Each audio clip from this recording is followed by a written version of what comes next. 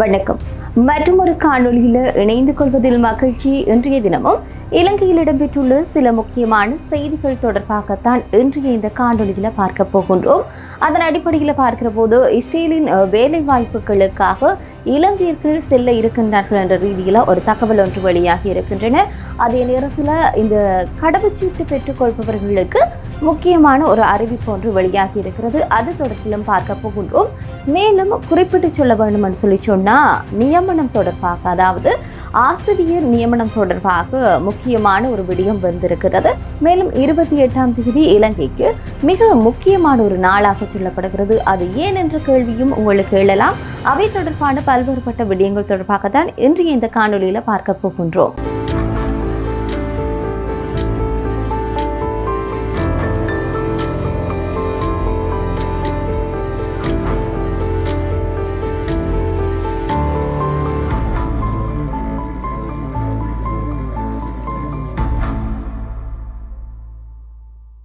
இதில் நாங்கள் முதலாவது பார்க்க போகின்ற விடயம், இலங்கையர்கள் இஸ்ரேலுக்கு செல்ல இருக்கின்றார்கள். அது என்ன விடயம் என்பது தொடர்பாக பார்க்க போகின்றோம்.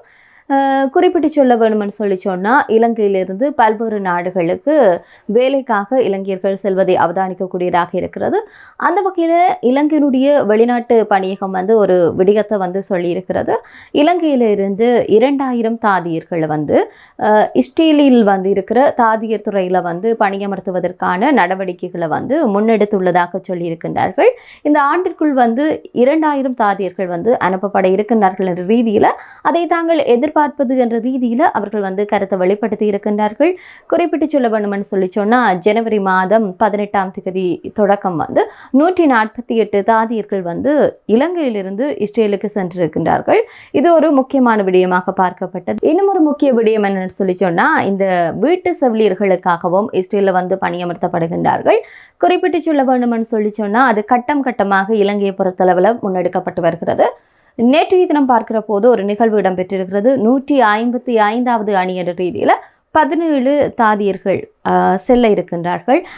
இந்த மாதம் 24ஆம் தேதி அவர்கள் இஸ்ரேலுக்கு செல்ல இருக்கின்றார்கள். அதன் அடிப்படையில் பார்க்கிற போது 15 பெண்களும் 2 ஆண்கள் செவிலியர்களும் இவ்வாறாக வருகின்ற 24ஆம் தேதி செல்ல இருக்கின்றார்கள். அவர்களுக்கான பயணச்சீட்டு வழங்குகின்ற நிகழ்வு தான் நேற்று வேலைவாய்ப்பு பணியகத்தில் மேற்கொள்ளப்பட்டிருக்கின்றது. இது தொடர்பில் அங்கு கருத்து தெரிவிக்கின்ற போதுதான் இது எவ்வாறு முன்னெடுக்கப்பட இருக்கிறது, இஸ்ரேலுக்கு எத்தனை பேர் அனுப்பப்படுகின்றார்கள், அது எவ்வாறான கட்டம் கட்டமாக முன்னெடுக்கப்படுகின்றது தொடர்பான பல்வேறுபட்ட செய்திகளை நேற்றைய நிகழ்வினூடாக அறிந்து கொள்ளக்கூடியதாக இருந்தது. இலங்கையினுடைய வேலைவாய்ப்பு பணியகம் மற்றும் இஸ்ரேலுடைய நிறுவனமான இணைந்து ஒப்பந்தங்களை மேற்கொண்டிருக்கின்றார்கள். இந்த ஒப்பந்தத்தின் அடிப்படையில் தான் இலங்கையிலிருந்து வேலைவாய்ப்பிற்காக இஸ்ரேலுக்கு அனுப்பப்படுகின்றார்கள். குறிப்பாக இந்த தாதிய துறையில் அதிகளமான இலங்கையர்கள் வேலைக்காக செல்வதை அவதானிக்கக்கூடியதாக இருக்கிறது.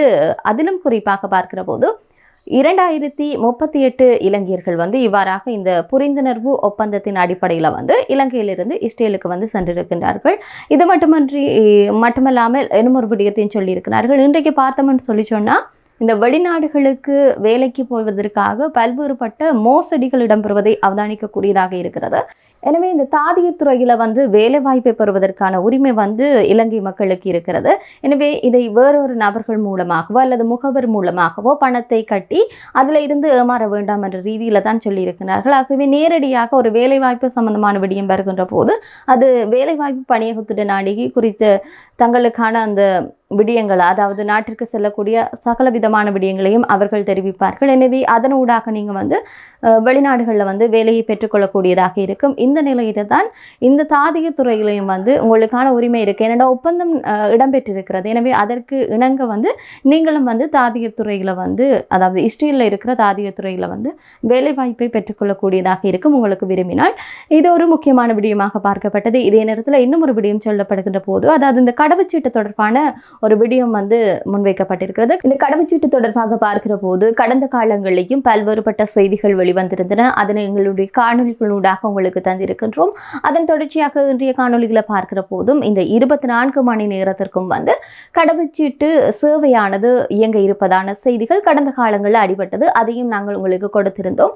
அதன் தொடர்ச்சியில் பார்க்கிற போது இன்றைய தினம் 24 மணி நேரமும் கடவுச்சீட்டு தொடர்பாக பொதுமக்கள் சேவையை வந்து பெற்றுக்கொள்ள முடியும்னு சொல்லி முக்கியமான ஒரு அறிவிப்பு ஒன்று வெளியாகி இருக்கின்றன. இது ஒரு மகிழ்ச்சியான ஒரு விடயமாக இருக்கிறது.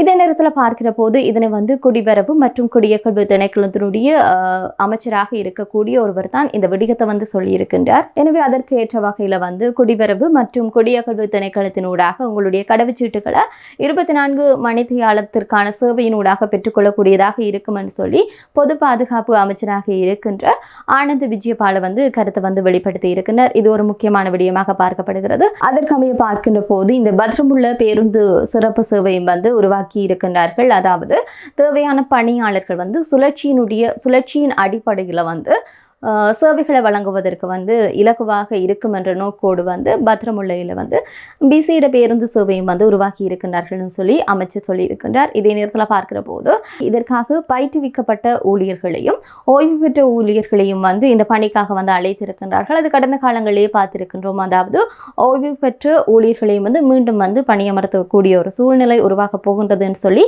கடந்த கால காணொலிகளில் நாங்கள் பார்த்திருக்கின்றோம். இதன் அடிப்படையில் பார்க்கிற போது எனவே அவர்களுடைய உதவிகள் ஊடாகத்தான் இந்த 24 மணி நேர கடவுச்சீட்டு சேவையானது இயங்க இருக்கிறது. இது ஒரு நல்ல ஒரு விடயமாக இருக்கிறது. இதே நேரத்தில் இன்னும் ஒரு முக்கியமான விடயமாக இருக்கிறது. அதாவது வேலையற்ற பட்டதாரிகளுடைய கோரிக்கை ஒரு பக்கம் இருக்க, இந்த ஆசிரியருடைய நியமனங்களை நிரப்புவதற்கு, அதாவது வெற்றிடங்களை நிரப்புவதற்கு வந்து ஹரிணி அமரசூரிய ஒரு விடயத்தை சொல்லியிருக்கிறார். இந்த ஆண்டில் வந்து அதனை தாங்கள் பூரணப்படுத்துவோம், அதாவது வெற்றிடங்கள் இருக்கின்ற பகுதிகளுக்கு வந்து ஆசிரியர் நியமனங்களை கொடுக்க இருக்கின்றோம் என்ற ரீதியில் வந்து கருத்தை வெளிப்படுத்தி இருக்கின்றார்கள். நேற்றைய தினம் பார்த்தோம்னு சொல்லி சொன்னால் வாய் மூலமான வினாக்களுக்கு விடையளிக்கின்ற போதுதான் ஹரிணி அமரசூரிய இந்த விடயத்தை சொல்லியிருக்கின்றார். எம்பி ஒருவர் எழுப்பிய கேள்விக்கு பதிலளிக்கும் போதுதான் அவர் இவ்வாறு கூறியிருக்கின்றார்.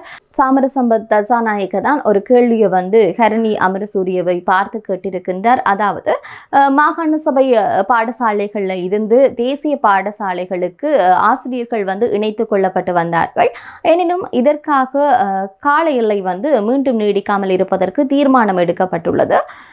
இதனை வந்து கல்வி அமைச்சர் அறிவாரா என கேள்வி எழுப்பியிருக்கின்றார். இந்த கேள்விக்கு பதிலளிக்கின்ற போதுதான் ஹரிணி அமரசூரிய வந்து இந்த விடயத்தை வந்து சொல்லியிருக்கிறார். அவர் கூறின விடயங்கள் தொடர்பாக பார்க்கின்ற போதும் நீதிமன்றத்தில் வந்து ஒரு வழக்கு தாக்கல் செய்யப்பட்டிருந்தது. எனவே அந்த வழக்கு தாக்கல் செய்யப்பட்டதனூடாக அந்த நியமனம் வந்து வழங்குவது வந்து தற்காலிகமாக நிறுத்தி வைக்கப்பட்டிருந்தது. இன்னும் அந்த தீர்ப்பு வந்து விட்டது. எனவே நாங்கள் மீண்டும் இந்த வருடத்திற்குள்ள வந்து ஆசிரியர் நியமனங்களை வந்து, அதாவது வெற்றிடங்களை நிரப்புவதற்கு இந்த அரசாங்கம் முன்னெடுக்கப்பட போகிறது என்ற ரீதியில் நேற்றைய தினம் ஹரிணி சூரிய வந்து கருத்தை வந்து வெளிப்படுத்தி இருக்கின்றார். இது ஒரு முக்கியமான விடயமாக பார்க்கப்படுகிறது. என்னன்னு சொல்லி சொன்னால் இன்றைக்கு வேலையற்ற பட்டதாரிகளுடைய விடயம் தொடர்பாக பேசப்படுகிறது என்பது குறைவாக இருக்கிறது. இந்த ஒரு சூழ்நிலையில் ஆசிரியர் நியமனங்கள் தொடர்பாக கூறப்பட்டிருக்கிற விடயங்களும் வரவேற்கத்தக்க ஒரு விடயமாக இருக்கிறது. வரவு செலவு திட்டத்திலையும் இந்த வேலையற்ற பட்டதாரிகளுக்கு நியமனங்களை வழங்குவது தொடர்பாக முன்மொழிவுகள் வந்து இடம்பெற்றிருக்கின்றது. அதுவும் ஒரு பாராட்டக்கூடிய ஒரு விடயமாக இருக்கிறது. இதே நேரத்தில் இன்னும் ஒரு மிக முக்கியமான விடயம் தொடர்பாக பார்க்க போகின்றோம். அதாவது இலங்கையினுடைய விரிவாக்கப்பட்டுள்ள நிதி வசதி திட்டத்தினுடைய 3ஆம் கட்ட மதிப்பாய்வு வந்து இடம்பெற இருக்கிறது. அது IMFக்கும் இலங்கை அரசாங்கத்திற்கும் இடையில தான் இடம்பெற இருக்கிறது. குறிப்பாக சொல்ல போனால் பிப்ரவரி மாதம், இந்த மாதமானது 28ஆம் தேதி தான் இந்த குழு வந்து கூட இருக்கிறது. இந்த குழு கூட இருப்பதனூடாக பல்வேறுபட்ட வாதங்கள், அதாவது கலந்துரையாடல்கள் வந்து இடம்பெற காத்திருக்கின்றன. இது ஒரு மிக முக்கியமான விடயமாக பார்க்கப்படுகிறது. இந்த திட்டத்தினுடைய 3ஆம் மதிப்பு குறித்து சர்வதேச நாணய நிதியத்தினுடைய அதிகாரிகளுக்கும் இலங்கை அதிகாரிகளுக்கும் இடையில வந்து கடந்த வருடமே நவம்பர் மாதம் 23ஆம் தேதி வந்து கலந்துரையாடல் இடம்பெற்றிருக்கிறது. இந்த கலந்துரையாடல்களுக்கு இணங்கதான் இந்த பிப்ரவரி மாதம் 28ஆம் தேதி வந்து இந்த கலந்துரையாடல் மேற்கொள்ளப்பட இருக்கிறது. இந்த நிதி வசதி திட்டத்தினூடாக பார்க்கிற போது இலங்கைக்கு வந்து $333 மில்லியன் கிடைக்கும் என்று சொல்லி எதிர்பார்க்கப்படுகிறது. இந்த ஒரு சூழ்நிலையில் இந்த கலந்துரையாடல் வந்து சிறப்பாக இடம்பெறுகின்ற போது அந்த நிதியானது இலங்கைக்கு வந்து கிடைக்கக்கூடியதாக இருக்கிறது. இதனால் தான் இது ஒரு முக்கியமான செய்தியாக சொல்லி இருக்கின்றேன். முன்னதாகவே பார்க்கிற போது சர்வதேச நாணய நிதியத்தினுடைய ஒப்புதல் என்பது முக்கியமான விடயமாக பார்க்கப்பட்டது. அவர்கள் குறிப்பாக 2025ஆம் ஆண்டிற்கான வரவு செலவு திட்டம் தொடர்பாகவும் வந்து முன்வைத்திருந்தார்கள். அதாவது அந்த திட்டத்தில் இவ்வாறான விடயங்கள் முன்வைக்கப்பட போகின்றது என்பது தொடர்பாகவும் வந்து பார்த்திருந்தார்கள். அந்த வகையில் வரவு செலவு திட்டம் முன்வைக்கப்பட்டிருக்கிறது. இந்த ஒரு சூழ்நிலையில் 28ஆம் தேதி வந்து IMF அதிகாரிகளுக்கும் இலங்கை அதிகாரிகளுக்கும் இடையில வந்து பேச்சுவார்த்தை இடம்பெற காத்திருக்கிறது. எனவே இந்த பேச்சுவார்த்தையினுடைய முடிவில் வந்து $333 மில்லியன் இலங்கைக்கு கிடைக்குமா என்பதை பொறுத்திருந்து தான் பார்க்க வேண்டும். மற்றும் ஒரு காணொளியில் சந்திப்போம். நன்றி.